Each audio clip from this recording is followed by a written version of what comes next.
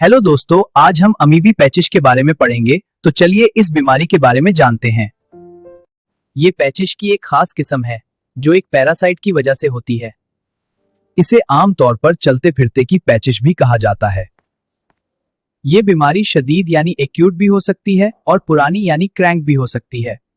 ये मरज Entamoeba histolytica नामी parasite की वजह से होता है। ये जरासीम गंदी खुराक और आलूदा पानी के जरिए इंसानी जिस्म में दाखिल होता है। जिस्म में जरासीम दाखिल होने के बाद अलामात जाहिर होने में 2 से 4 हफ्ते लग सकते हैं। चलिए अब देखते हैं कि इस बीमारी की अलामात क्या होती हैं। बड़ी अंत में सोजिश की वजह से मरीज को पेट में दर्द और मुरोड़ महसूस होते हैं। पाखाने के साथ खून और लेसदार मादा यानी म्यूक्स भी आ सकता है।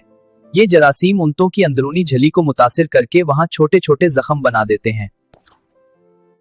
मरीज को पेट में गैस, बदहजमी और गड़गड़ाहट भी महसूस होती है। अगर बरवक्त इलाज ना किया जाए तो ये जरासीम खून के जरिए जिगर तक पहुंचकर उसे भी मुतासिर कर सकते हैं।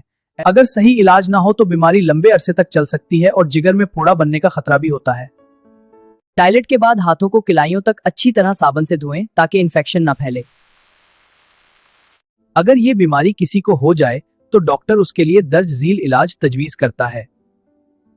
टैबलेट मेटोडीन डीएफ खाने के बाद दिन में 3 बार इस्तेमाल की जाती है।